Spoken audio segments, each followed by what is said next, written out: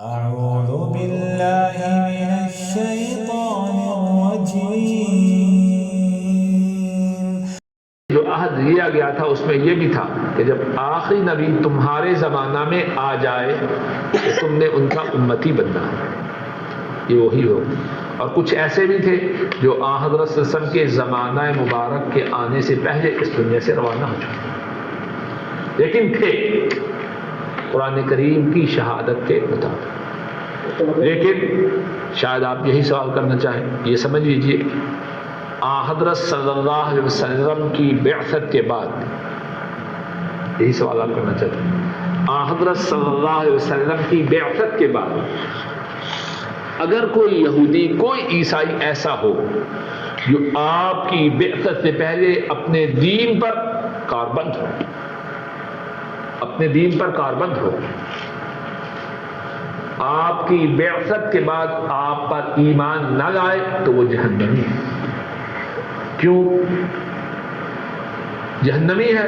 اس کی دلیل یہ ہے، صحیح مسلم میں ہے، حضرت ابو ہریرہ رضی اللہ تعالی عنہ بیان کرتے ہیں، نبی کریم صلی اللہ علیہ وسلم نے ارشاد فرمایا، والذی نفس محمد بیدہ صلی اللہ علیہ وسلم لا يسمع بی احد من هذه الامہ یہودی ولا نصرانی ثم يموت ولم يؤمن بالذی ارسلت به الا كان من اصحاب النار. قسم ہے اس کی جس کے قبضہ قدرت میں محمد کی جان ہے صلی اللہ علیہ وسلم. آپ قسم نہ بھی کھائیں، آپ کی بات میں کوئی شک و شبہ، لیکن قسم کھا رہے ہیں بات میں زور پیدا کرنے کے لیے، اور شاید کہ سننے والے کے دل و دماغ میں بات اتر جائے. قسم ہے اس کی جس کے ہاتھ میں میری جان محمد کی جان ہے، کوئی یہودی کوئی عیسائی جو میرے متعلق سن لے کہ میں نبی بن کے آ چکا، پھر وہ مر جائے اور مجھ پہ ایمان نہ لائے تو وہ جہنمی ہوگا. کیوں؟ وہ تو بڑا نیک تھا، اپنے دین پر عمل کرنے والا تھا. جواب یہ ہے، اگر نیک ہوتا، اگر اس کتاب پر جو اللہ نے یہود پر یا عیسائیوں پہ نازل کی اس پر عمل کرنے والا ہوتا، تو اس میں یہ بھی تھا کہ جب محمد صلی اللہ علیہ وسلم دنیا میں تشریف لے آئے تو ان کا تابعدار بن کے رہے، ان پہ ایمان لائے. اس کا آپ پر ایمان نہ لانا ہی اس بات کے لیے کافی دلیل ہے کہ اس نے اپنی کتاب پر، اس نے اس دین پر عمل نہیں کیا جو اللہ نے اس امت کو عطا فرمایا. اور صرف وہی نہیں بلکہ حدیث پاک میں ہے، نبی کریم صلی اللہ علیہ وسلم نے فرمایا کہ اگر موسیٰ بھی زندہ ہو، اگر موسیٰ بھی زندہ ہو اور وہ میرے زمانہ نبوت کو پا لے تو ان کے لیے بھی اس سے کوئی مفر نہیں، اس سے کوئی چارہ کار نہیں کہ وہ میرے مطیع و تابعدار بنے. اور قرآن کریم میں ہے کہ اللہ نے سب انبیاء سے وعدہ لیا کہ جب محمد صلی اللہ علیہ وسلم آخری نبی آ جائیں تو تم نے ان کا امتی بننا ہے، ان پر ایمان لانا ہے، ان کی مدد کرنا ہے.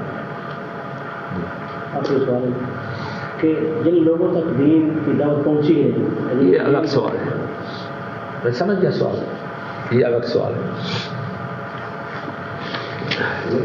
وَإِذْ أَخَذْنَا مِيثَاقَكُمْ، ہاں اس سے جو ہمارے متعلقہ ضروری سوال یہ ہے، اور بڑی سخت ضروری بات ہے، جب کائنات کے تمام انسانوں کے لیے جو نبی کریم صلی اللہ علیہ وسلم کی بعثت کے بعد اس کائنات میں موجود ہوئے، ان کے لیے نبی کریم صلی اللہ علیہ وسلم کا امتی بننا ضروری ہے، تو اب آپ تو انتقال فرما چکے ہیں، ان تک دین کی دعوت کا پہنچانا کس کی ذمہ داری ہے؟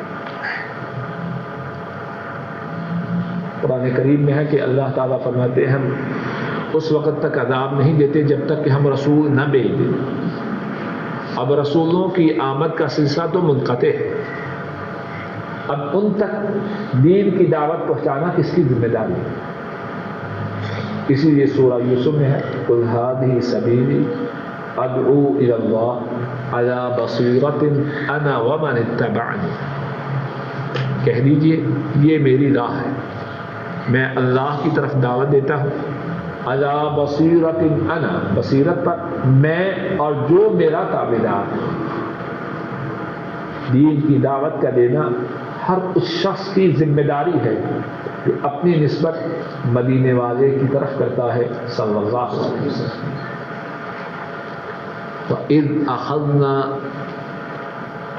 مِيثَاقَكُمْ لَا تَسْفِكُونَ دِمَاءَكُمْ،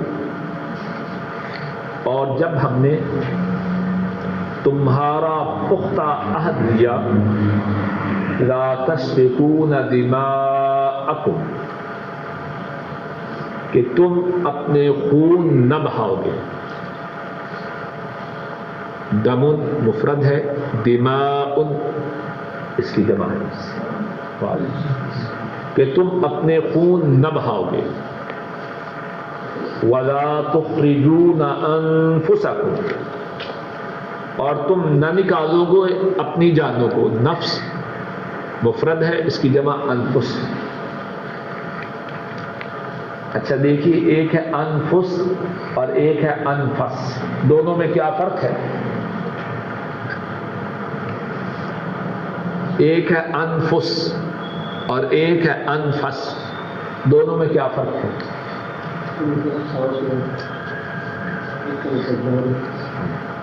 ایک کا مطلب تو جان ہے، 50% ٹھیک ہے۔ انفس نفیس سے ہے، عمدہ، انفس سب سے عمدہ، اور انفس اس کا معنی ہے جان۔ قرآن کریم کی ایک آیت ہے لَقَدْ جَاءَكُمْ رَسُولٌ مِّنْ أَنفُسِكُمْ، البتہ تحقیق تمہارے پاس آیا ہے رسول تمہاری جانوں میں سے۔ اور ایک قرات ہے من انفسکم، وہ ان میں سے ہے جو تم میں سے سب سے زیادہ نفیس ہے۔ انفس ایک قرات ہے، شاید قرات شاذہ ہے، لیکن ہے من انفسکم، وہ ان سے آئے ہیں جو سب سے زیادہ نفیس ہے، عمدہ ہے۔ یعنی پھر دیکھیے، انفس فے کی زبر اور فے کی پے سے معنی میں کس قدر تبدیلی آئی۔ وَإِذْ أَخَذْنَا مِيثَاقَكُمْ لَا تَسْفِكُونَ دِمَاءَكُمْ، اور جب ہم نے لیا تمہارا پختہ عہد، نہ بہاؤ گے تم اپنے خونوں کو۔ یہ سب باتیں براہ مہربانی یاد رکھیں، اگر یاد ہو جائیں تو انشاءاللہ آپ خود محسوس کریں گے کچھ حاصل ہوگا۔ وَلَا تُخْرِجُونَ أَنفُسَكُم مِّن دِيَارِكُمْ، اور نہ نکالو گے تم اپنی جانوں کو اپنے گھروں سے۔ انفس اس کی جمع ہے، اشرف صاحب بتائیے۔ انفس نفس، اور انفس یہ جائز ہے اس طرح ایک دوسرے کو بتلانا، مطلب معنی دوسرا جمع معنی مفاصل نفیس سے عمدگی سے۔ من دیارکم،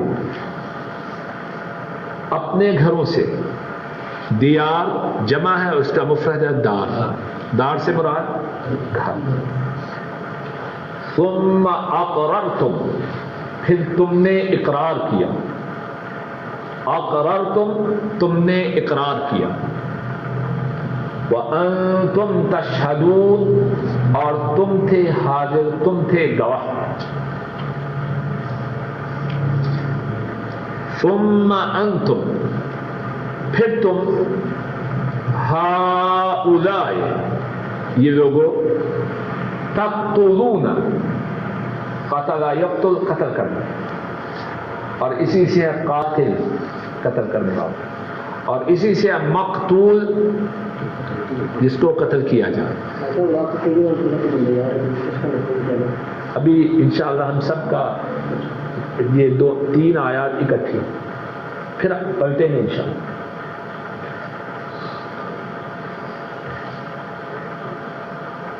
وَتُخْرِجُونَ فَرِيقًا مِّنْكُمْ، اور تم نکالتے ہو ایک گروہ کو، ایک جماعت کو، فریق گروہ، گروپ، منکم تم میں سے، من دیارہم ان کے گھروں سے، تظاہرون علیہم ان کے خلاف تعاون کرتے ہو، تظاہرون ان کے خلاف تعاون کرتے ہو، بالاثم گناہ کے ساتھ، اثم گناہ، اس کی جمع آثام، اور آثم گناہ گار کو، پتہ نہیں بعض لوگ اپنا تخلص آثم رکھتے ہیں، تظاہرون علیہم بالاثم تعاون کرتے ہو ان کے خلاف گناہ کے ساتھ، والعدوان اور زیادتی کے ساتھ،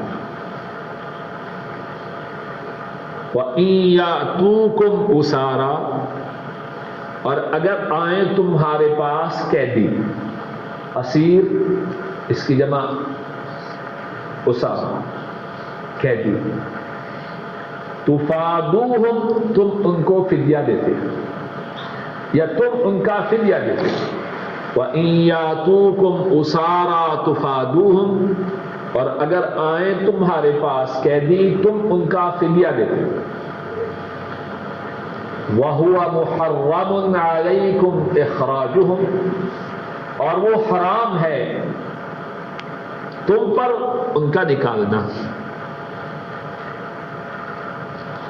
فَتُؤْمِنُونَ بِبَعْضِ الْكِتَابِ کیا پس تم ایمان لاتے ہو، اس سے مراد کیا ہے، کیا، اَفَتُؤْمِنُونَ کیا پس تم ایمان لاتے ہو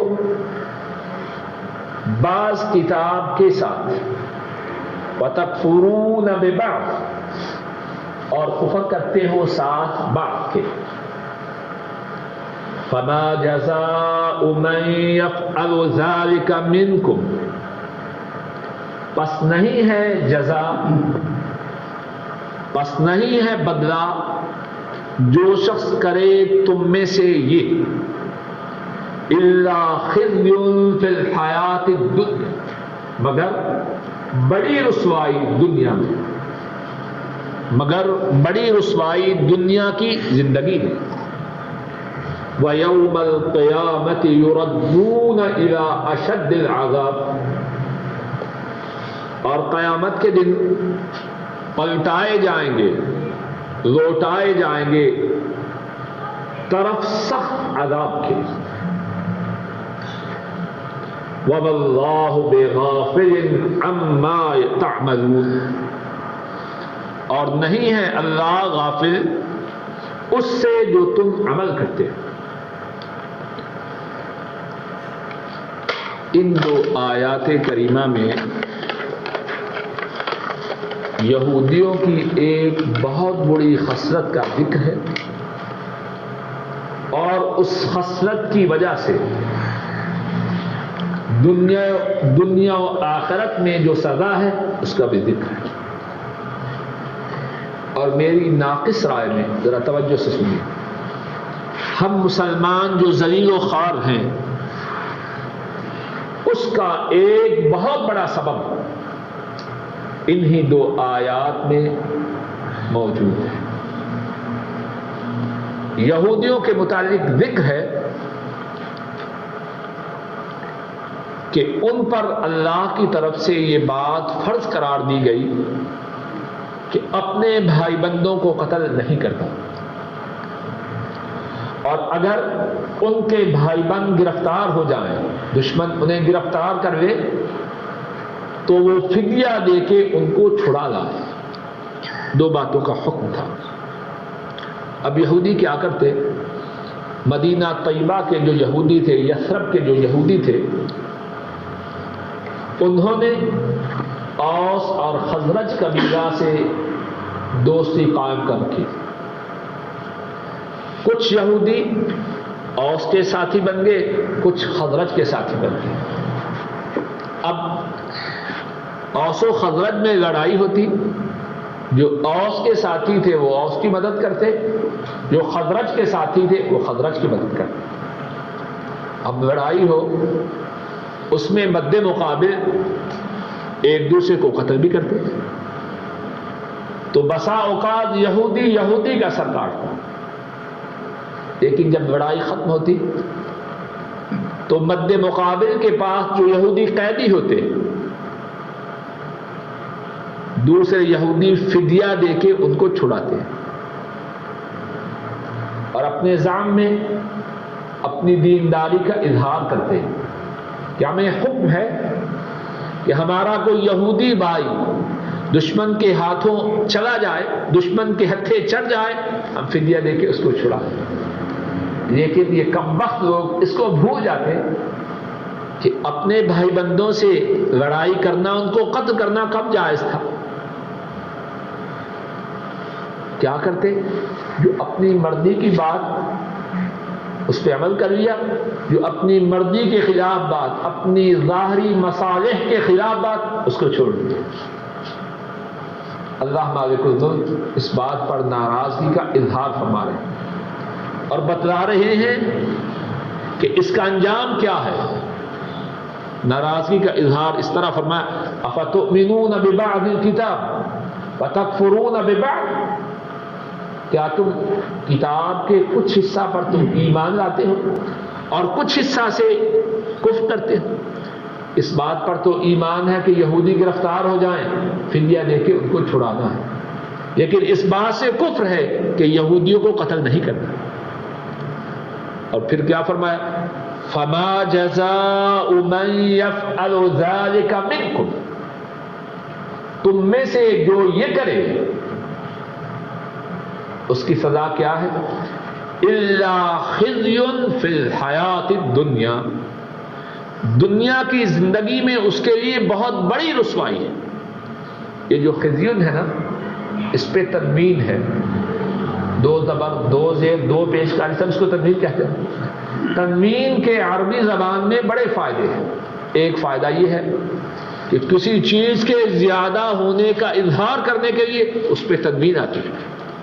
الا خزي، مگر رسوائی ہے بہت بڑی۔ اب ذرا غور کیجیے، کیا ہم مسلمانوں میں سب میں نہیں تو زیادہ میں یہ بات موجود نہیں؟ اوروں کی تو بات چھوڑیے، ان کی بات ہم کرتے ہیں، خواہ کہنے والا ہو یا سننے والے ہو، جو اپنی نسبت دین کی طرف کرتے ہیں۔ کیا ہمارا طریقہ ایسا نہیں؟ جو بات دین کی اپنی سمجھ میں آئے، اپنا دل مانے، اس پہ عمل کر لیا، جو نہ اس کو چھوڑ دیا۔ کیا ہماری زندگی ایسے نہیں؟ ہر شخص، کہنے والا بھی اور سننے والے بھی، اس بات پہ خوب توجہ سے غور کریں۔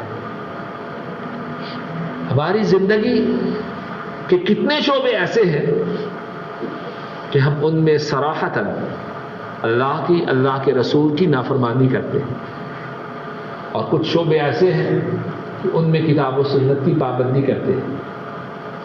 یہ بات اچھی نہیں۔ اس میں اچھا پہلو یہ نہیں کہ ہم جن باتوں کو چھوڑتے ہیں کیوں چھوڑتے ہیں۔ اب اس بات کا یہ مقصد نہیں کہ جو باتیں اچھی کرتے ہیں وہ چھوڑ جائیں۔ بات کا مقصد یہ ہے کہ جن باتوں میں اللہ اور اس کے رسول کی باتوں کی نافرمانی کرتے ہیں، اللہ اور اس کے رسول کی باتوں کو پس پشت ڈالتے ہیں، ان باتوں کے بارے میں اپنے رویہ کو، اپنے طرز عمل کو، اپنے طریقہ حیات کو بدل دیں۔ ان باتوں کا تعلق ظاہری امور سے ہو یا باطنی امور سے، کاروباری زندگی سے ہو یا نجی زندگی سے، بازار کی زندگی سے ہو یا گھر زندگی کا کوئی شعبہ، یہ جو دوئی ہے نا، جب دل چاہے مان لیا، جب دل نہ چاہے چھوڑ دیا، اس کا انجام قرآن کریم کی واضح آیت ہے۔ فما جزاء من يفعل ذلك منكم، اور اس میں وہ جو ابھی ہم کہہ رہے تھے لا يعبدون الا اللہ، حسب والی بات بھی ہے، پس نہیں ہے بدلہ الفاظ پہ ذرا غور کیجئے. پس نہیں ہے بدلہ جو کرے تم میں سے یہ مگر بہت بڑی رسوائی دنیا کی زندگی میں. ایک انداز تھا یہ کہا جاتا کہ اس کے لیے دنیا میں بہت بڑی رسوائی ہے. یہ انداز نہیں، یہ ہے کہ نہیں ہے اس کا بدلہ، مگر ایک یہ ہے کہ کہا جائے کہ اللہ ایک ہے، اللہ ہی معبود ہے. ایک لا الہ الا اللہ، دونوں باتوں میں فرق ہے کہ نہیں؟ بس نہیں ہے بدلہ تم میں سے جو یہ کرے مگر بہت بڑی رسوائی دنیا کی زندگی میں. وَيَوْمَ الْقِيَامَةِ يُرَدُّونَ إِلَىٰ أَشَدِّ الْعَذَابِ. دنیا کی رسوائی کم ہے لیکن اس پہ جان نہ چھوٹے گی. فرمایا اور قیامت کے دن بہت سخت عذاب کی طرف لوٹائے جائیں گے. وَمَا اللَّهُ بِغَافِلٍ عَمَّا تَعْمَلُونَ. کتنے ہیں جنہوں نے اپنی زندگی میں دوئی کو جاری کر رکھا ہے، سمجھتے ہیں کس کو پتا ہے، کس کو پتا ہے. معاملہ کس سے ہے؟ معاملہ اس سے ہے جو سب باتوں کو جانتا ہے. وَمَا اللَّهُ بِغَافِلٍ عَمَّا تَعْمَلُونَ. اس بات پر پھر زور دیتا ہوں، مقصد صرف عربی زبان کا سمجھنا یا قرآن کریم کی آیات کا ترجمہ و تفسیر ہی نہیں، اپنی اصلاح بھی مقصود ہے. ہم میں سے ہر ایک کو چاہیے، کہنے والے کو بھی اور سب سننے والے، اپنی ساری زندگی کا جائزہ لیں.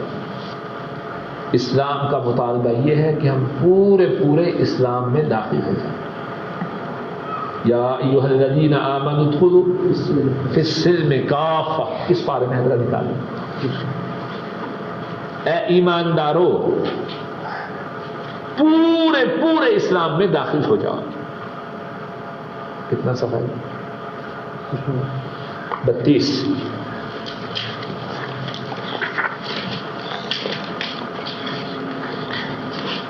آیت نمبر 208. یا ایھا الذین آمنوا ادخلوا فی السلم کافہ. اے ایماندارو داخل ہو جاؤ اسلام میں پورے. اور یہاں ذرا بات کو سمجھ لیجیے اور اسی بات پر انشاءاللہ اپنی بات کو ختم کروں گا. مفسرین نے اس کے 2 معنی بیان کیے، توجہ سے سنو. ایک معنی یہ ہے کہ تم سر کی چوٹی سے لے کر قدموں کے نیچے تک اسلام میں داخل ہو جاؤ. تمہارے جسم کا کوئی حصہ، تمہارے جسم کا کوئی بال اسلام سے باہر نہ رہے. سر کے بالوں ہی سے شروع ہوتی ہے. کیا اس کے بارے میں اسلام کی تعلیمات نہیں؟ مثال کے طور پر بالوں میں اللہ کے دشمنوں سے مشابہت نہ ہو. کتنے ہیں ہمارے بھائی سالون میں جاتے ہیں، بڑے فخر سے کہتے ہیں جی انگریزی بال بنانا، اپنے اوپر خود ہی حجت قائم کرتے ہیں. بات اس لیے کہہ رہا ہوں کہ شاید اس سے اللہ میری یا ساتھیوں کی اللہ اصلاح فرما دے. ان بچوں کے لیے انگریزی بال بنانا اور اللہ کے دشمنوں سے مشابہت کرنا بہت بڑا جرم ہے. آپ نے فرمایا من تشبہ بقوم فہو منہم. جس نے کسی قوم سے مشابہت کی وہ انہی میں سے. یہ مثال کے طور پہ بات عرض کر رہا ہوں. چہرے سے نیچے اتریے، آنکھیں ہیں، آنکھوں کا اسلام میں داخل ہونا ضروری ہے. کیا مقصد؟ آنکھیں وہ دیکھے جن کے دیکھنے کی اللہ اور اللہ کے رسول نے اجازت دی، اور ہر وہ چیز نہ دیکھے جن کے دیکھنے سے اللہ اور اس کے رسول سے سب نے منع فرمایا ہے. کان ہے وہی بات جو آنکھوں کی، ناک ہے وہی بات جو آنکھوں اور کانوں کی، زبان ہے اللہ اکبر خیر و خوبی کا یا شر کا منبع ہے. زبان وہ بولے جس کے بولنے پر اللہ راضی ہو، جس کے بولنے کی اللہ کے رسول نے اجازت دی ہے. زبان وہ نہ بولے جس کے بولنے پر اللہ اور اس کے رسول ناراض ہوں. پھر کان ہے ان کی کیسے؟ پھر چہرہ ہے. چہرہ کیسے ہو؟ ویسے ہو جیسے اللہ اور اس کے رسول صلی اللہ علیہ وسلم نے حکم دیا. نیچے آتے جائیے حتیٰ کہ قدموں تک. ٹخنے ہیں ان پہ شلوار نہ لگے. اور رسول کریم صلی اللہ علیہ وسلم نے جسم کا کوئی حصہ بغیر اپنی رہنمائی کے نہیں چھوڑا. ابھی ہماری خوش نصیبی ہے ان کی رہنمائی کو قبول کرے اور اس کے مطابق اپنی زندگی بسر کرے, اور ہماری بدبختی ہے کہ ان کی فرمائی ہوئی بات کی طرف توجہ نہ دے. فرمایا جو کپڑا ٹخنوں سے نیچے ہے وہ آگ میں ہے. اب جب کپڑا آگ میں جائے گا تو جس کا کپڑا ہے وہ جنت میں جائے گا, اس کے ساتھ ہی جائے گا. اب قدم ہے اس طرف جائیں جس طرف جانے پہ اللہ اور اس کے رسول راضی ہے, اس طرف نہ جائیں جس طرف جانے سے روکا ہے. آیت کا ایک معنی ہے یا ایھا الذین آمنوا ادخلوا فی السلم کافہ, اے ایماندارو اسلام میں پورے پورے داخل ہو جاؤ, سر کی چوٹی سے قدموں کے نیچے تک. اور دوسرا معنی کیا ہے کہ اسلامی تعلیمات جو ہیں ایسا نہ کرو اسلام کی کچھ تعلیمات پکڑ لو باقی کو چھوڑ دو. عبادات میں مثال کے طور پر کتاب و سنت کی بات لے لی, تجارت میں کتاب و سنت کی بات چھوڑ دی, دوستوں کے حقوق کی ادائیگی میں کتاب و سنت کی بات لے لی, ماں باپ کے حقوق ادا کرتے وقت کتاب و سنت کی بات کو چھوڑ دیا. ایسا نہیں. ادخلوا فی السلم کافہ, پورے اسلام میں داخل ہو جاؤ. اسلام کی جو رہنمائی ہے ہر اس رہنمائی کو قبول کرو اور اس کے مطابق اپنی زندگی بسر کرو. اللہ تعالیٰ اپنے فضل و کرم سے کہنے والے کو اور سننے والوں کو یہودیوں کی بیماری سے محفوظ رکھے, اور ہم سب کو صحیح معنوں میں سر کی چوٹی سے لے کر قدموں تک اسلام میں داخل کرے اور اسلام کی ساری تعلیمات پر عمل کرنے کی توفیق عطا فرمائے.